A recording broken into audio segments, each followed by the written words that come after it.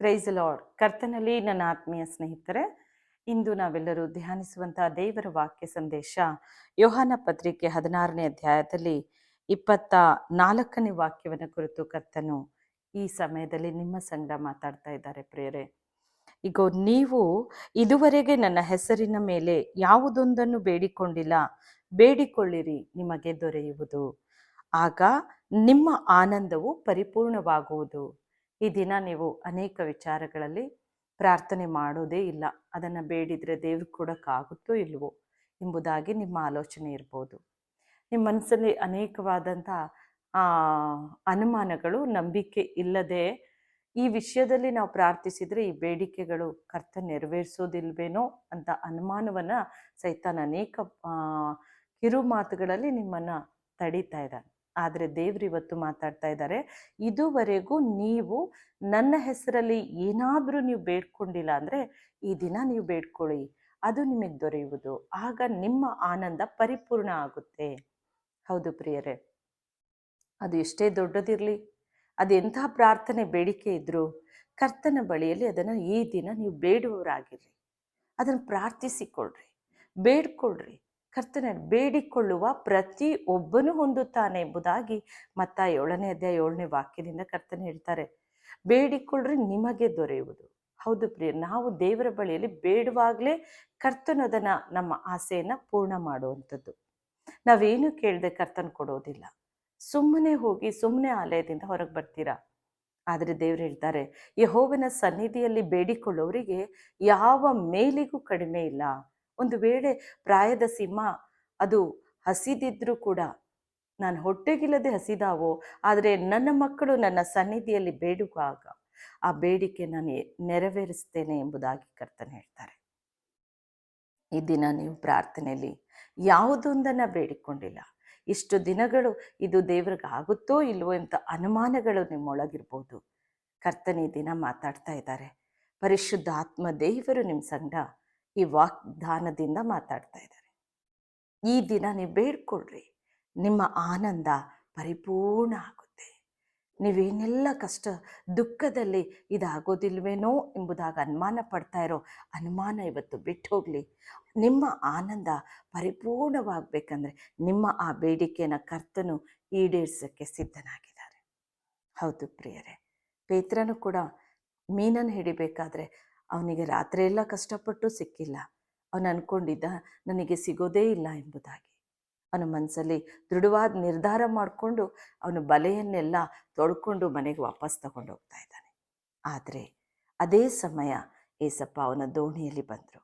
ಪೇತ್ರನೇ, ನೀನು ಬಲೆ ಹಾಕೀಗ, ನಾನು ನಿನ್ನ ಮೀನನ್ನು ಒದಗಿಸ್ತೇನೆ. ದೇವರೇ, ನಿನ್ನ ಮಾತಿನ ಮೇಲೆ ಹಾಕ್ತೇನೆ ಅಂತ ಹಾಕ್ತಾನೆ. ಹೌದು ಪ್ರಿಯರೇ, ದೇವರ ವಾಗ್ದಾನ ಜೀವವುಳ್ಳದ್ದು. ಕರ್ತನ ವಾಗ್ದಾನದಂತೆ ದೇವರ ಮಾತಿನ ಮೇರೆಗೆ ಅವನಲ್ಲಿ ಬಲೆಯನ್ನು ಬೀಸುವಾಗ ಬಲೆ ಹರಿದೋಗುವಷ್ಟು ಕರ್ತನು ಮೀನನ್ನು ಒದಗಿಸಿಕೊಟ್ರು. ಇಂದು ನಿಮ್ಮ ಆಸೆ ಪೂರ್ಣ ಮಾಡ್ತಾರೆ. ಈ ದಿನ ನಿಮಗೇನೇನು ಬೇಕೋ ಅದೆಲ್ಲವನ್ನ ಏಸಪ್ಪ ಒದಗಿಸಿಕೊಡ್ತಾರೆ. ಯಾವುದೊಂದನ್ನು ಬೇಡಿಲ್ಲ, ಯಾವುದು ನೀವು ಕೇಳೇ ಇಲ್ವೋ ಇವತ್ತು ಕೇಳ್ಕೊ. ಕರ್ತನ ಅದನ್ನು ಹೇರಳವಾಗಿ ಒದಗಿಸ್ತಾ ಇದ್ದಾರೆ. ನಿಮ್ಮ ಆಸೆ ಇವತ್ತು ಪೂರ್ಣ ಆಗುತ್ತೆ, ನಿಮ್ಮ ಆನಂದ ಪರಿಪೂರ್ಣವಾಗುತ್ತೆ. ನಾನು ಅಂದ್ಕೊಂಡಿದ್ದೆ ನನ್ನ ಸೇವೆಯಲ್ಲಿ, ದೇವರೇ ನಿಜವಾಗ್ಲೂ ಆಲಯ ಪೂರ್ಣ ಕೊಡ್ತೀವೋ, ಇದನ್ನೆಲ್ಲ ಕಟ್ಟಿ ಪೂರ್ಣ ಮಾಡೋ ಸಾಮರ್ಥ್ಯ ನಮಗೆ ಬರುತ್ತೋ? ಯಾಕೆಂದರೆ ಅಷ್ಟು ಹೋರಾಟಗಳು, ಅಷ್ಟೆಲ್ಲ ಇಕ್ಕಟ್ಟುಗಳು, ಅನೇಕವಾದಂಥ ಸಮಸ್ಯೆ ಜನರಿಂದ, ಅಧಿಕಾರಿಗಳಿಂದ, ಮತ್ತು ನಮ್ಮ ಪ್ರಾರ್ಥನೆ ಜೀವಿತದಲ್ಲೂ ನಾವು ಸೋತೋದು. ಅಂಥ ಸಮಯದಲ್ಲಿ ಕರ್ತನೆ, ಇದು ನಿಜವಾಗ್ಲೂ ಸಾಧ್ಯ ಇಲ್ಲ ಅನ್ನೋ ಪೊಸಿಷನ್ಗೆ, ಅಂಥ ಒಂದು ಸಂದರ್ಭಕ್ಕೆ ನಾನು ನನ್ನ ತಾಯಿ ಹೋದು. ಆದರೆ ಕರ್ತ ನಮ್ಮನ್ನು ದೃಢವಾಗಿ ಇನ್ನೂ ಬಲವಾಗಿ ನಿಲ್ಲಿಸಿದ್ರು. ನೀವು ಬೇಡ್ಕೊಳ್ರಿ, ಈ ಕಾರ್ಯವನ್ನು ನಾನು ಮಾಡಿ ಮುಗಿಸ್ತೇನೆ ಅಂದರು. ನಾವು ಪ್ರಾರ್ಥಿಸಿ ಪ್ರಾರ್ಥಿಸಿ ದೇವರ ಆಲಯ ಕಟ್ತಾ ಬಂದು ಕರ್ತನು ಆ ಕೆಲಸವನ್ನು ಪೂರ್ಣ ಮಾಡಿ ಮುಗಿಸಿದ್ರು.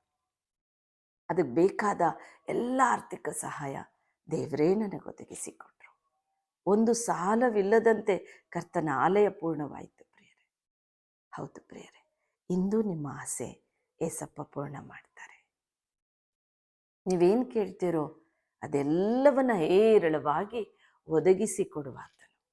ಯಾವುದೊಂದನ್ನು ನೀವು ಬೇಡ್ಕೊಂಡಿಲ್ಲ, ಇವತ್ತು ಬೇಡ್ಕೊಳ್ರಿ. ಯೇಸು ಸ್ವಾಮಿ ನಿಮ್ಮ ಆಸೆಯನ್ನು ಪೂರ್ಣ ಮಾಡ್ತಾ ಇದ್ದಾರೆ. ಆಗ ನಿಮ್ಮ ದುಃಖ ಹೋಗಿ ಆನಂದ ಪರಿಪೂರ್ಣವಾಗಿ ಬರುತ್ತೆ. ಸಂತೋಷ ನಿಮ್ಮ ಮನೆಯಲ್ಲಿ ತುಂಬುತ್ತೆ. ನೀವು ಮನೆ ಕಟ್ಟುವಂಥ ಕೆಲಸ, ದೇವರೇ ಇದು ಆಗೋದೇ ಇಲ್ವೇನೋ ಅಂತ ಅರ್ಧಕ್ಕೆ ಬಿಟ್ಟಿದ್ದೀರೋ, ಏಸಪ್ಪ ಇವತ್ತು ಹೇಳ್ತಾ ಇದ್ದಾರೆ. ಪರಿಶುದ್ಧ ಆತ್ಮ ದೇವರು ನಿಮ್ಮ ಸಂಗಡ ಮಾತಾಡ್ತಾ ಇದ್ದಾರೆ ಈ ವಾಗ್ದಾನದಿಂದ. ಅದನ್ನು ಬೇಡಿಕೊಳ್ಳ್ರಿ. ಇವತ್ತು ನಿನ್ನ ಆಸೆಯನ್ನು ಕರ್ತನ ಪೂರ್ಣ ಮಾಡ್ತಾರೆ. ಯಾವುದು ನಿಂತು ಹೋಗಿದೆಯೋ ಕರ್ತನ ಆ ಪುನರುತ್ಥಾನದ ಶಕ್ತಿ, ಬಲ ಅದರ ಮೇಲೆ ಇವತ್ತು ಇಳಿಯುವಂತೆ ಕರ್ತನ ಕೃಪೆ ತೋರ್ತಾರೆ. ಇಂದಿನಿಂದ ನೀವೊಂದು ಹೊಸ ಕೃಪೆ, ಹೊಸ ಚೈತನ್ಯದಿಂದ ಕಾರ್ಯವನ್ನು ಕೈ ಹಚ್ಚುತ್ತೀರಾ. ಪ್ರಾರ್ಥನೆಯೊಂದಿಗೆ ಬೇಡ್ಕೊಳ್ಳೋಣ. ಸಂಧೆ ಆದ ದೇವರೇ, ಯಾರ್ಯಾರು ನನ್ನೊಟ್ಟಿಗೆ ಸೇರಿ ಬೇಡ್ತಾ ಇದ್ದಾರೋ ಪ್ರಭು, ನೀನೀಗ ವಾಗ್ದಾನ ಮಾಡಿದಂತೆ ನೀವು ಯಾವುದೊಂದನ್ನು ಬೇಡಿಕೊಂಡಿಲ್ಲ, ಯಾವುದೊಂದನ್ನು ನನ್ನ ಹೆಸರಿನಲ್ಲಿ ಇದುವರೆಗೂ ಪ್ರಾರ್ಥನೆ ಮಾಡಿ ಬೇಡಿಲ್ಲ, ಇಂದು ಬೇಡಿಕೊಳ್ಳ್ರಿ ನಿಮಗೆ ದೊರೆಯುವುದು, ಆಗ ನಿಮ್ಮ ಆನಂದ ಪರಿಪೂರ್ಣವಾಗುವುದು ಅಂದಿದ್ದೀರಲ್ಲಪ್ಪ. ಹೌದು ಸ್ವಾಮಿ, ಅವರು ಯಾವುದೊಂದು ಕಾರ್ಯಗಳಲ್ಲಿ ಬೇಡದೆ ನಿಶ್ಚಲರಾಗಿ ನಿಂತಿದ್ದಾರೆ. ಕಟ್ಟುವಂಥ ಕಾರ್ಯವು ಅರ್ಧಕ್ಕೆ ನಿಂತು ಹೋಗಿ ಅವರ ಮನೆಯು ಸ್ವಾಮಿ ಪೂರ್ಣವಾಗದೆ ನಿರಾಶೆಯಲ್ಲಿದ್ದಾರಪ್ಪ. ಅಪ್ಪ, ಇದು ನಿನ್ನಿಂದ ಸಾಧ್ಯ ಏಸಪ್ಪ. ಇಂದೇ ಅದ್ಭುತ ಮಾಡು, ಈಗಲೇ ಅದ್ಭುತ ಮಾಡು ಏಸಪ್ಪ.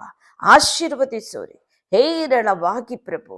ಅವರು ಯಾವುದನ್ನು ಬೇಡಿಲ್ಲ, ಈ ದಿನ ಅವರು ಬೇಡ್ತಾ ಇದ್ದಾರೋ ಕರ್ತನೆ, ಅವರ ದುಃಖ ಹೋಗ್ಲಿ ಸ್ವಾಮಿ, ಅವರ ಕಣ್ಣೀರು ಹೋಗ್ಲಿ ಸ್ವಾಮಿ. ಆ ವ್ಯಾಧಿ ಸಂಪೂರ್ಣ ನೀನು ಸ್ವಸ್ಥವಾಗೋದೇ ಇಲ್ಲ ಅಂತ ವೈದ್ಯರು ಕೈ ಬಿಟ್ಬಿಟ್ಟಿದ್ದಾರೋ ದೇವರೇ, ಜೀವಮಾನ ಎಲ್ಲ ಈ ಒಂದು ಟ್ರೀಟ್ಮೆಂಟ್ ನೀನು ತೆಗೆದುಕೊಳ್ಳೇಬೇಕು, ಈ ಟ್ಯಾಬ್ಲೆಟ್ಸ್ ನೀನು ತಗೊಳ್ಳೇಬೇಕು ಎಂಬುದಾಗಿ ಅವರನ್ನು ನಿಯಮಬದ್ಧವಾಗಿ ಮಾಡಿದ್ದಾರೋ, ಇಂದು ಯೇಸುವಿನ ನಾಮದಲ್ಲಿ ನಾನು ಆಜ್ಞೆ ಕೊಡ್ತೇನೆ.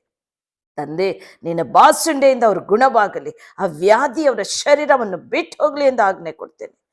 ಕರ್ತನೆ, ಅವರನ್ನು ಮುಟ್ಟೋ ಸ್ವಾಮಿ, ಗುಣಪಡಿಸು ಪವಿತ್ರ ಆತ್ಮನೆ, ಆಶೀರ್ವದಿಸು ಪವಿತ್ರ ಆತ್ಮನೆ. ಅವರನ್ನು ಸಂಪೂರ್ಣ ಆರೋಗ್ಯದಿಂದ ತುಂಬಿಸು, ಬಲದಿಂದ ತುಂಬಿಸು, ಚೈತನ್ಯದಿಂದ ತುಂಬಿಸು. ಹೊಸ ಚೈತನ್ಯ, ಬಲ, ಕೃಪೆ ಅವರ ಮೇಲೆ ಇಳಿದು ಬರಲಿ ಪ್ರಭು. ಆಶೀರ್ವದಿಸು ಅಯ್ಯ. ತಂದೆಯೇ, ನೀನು ಈಗಲೇ ಮುಟ್ಟುತ್ತಾ ಇರೋದು ಸ್ತೋತ್ರ. ಬಿಡುಗಡೆ ಕೊಟ್ಟಿದೆಯ ಸ್ತೋತ್ರ. ಅವರ ಆಸೆಯನ್ನು ಪರಿಪೂರ್ಣ ಮಾಡಿದೆಯ ವಂದನೆ ಪ್ರಭು. ನಿನ್ನ ನಾಮಲ್ಲಿ ಮಹಿಮೆ ಆಗಲಿ ತಂದೆಯೇ. ಈ ಪ್ರಾರ್ಥನೆ ಕೇಳಿ ಉತ್ತರ ಕೊಟ್ಟಿದ್ದಕ್ಕಾಗಿ ವಂದನೆ. ಯೇಸು ಕ್ರಿಸ್ತನ ದಿವ್ಯ ನಾಮದಲ್ಲಿ ನಾವು ಬೇಡಿ ಹೊಂದಿದ್ದೇವೆ ತಂದೆ. ಆಮೇನ್, ಆಮೇನ್.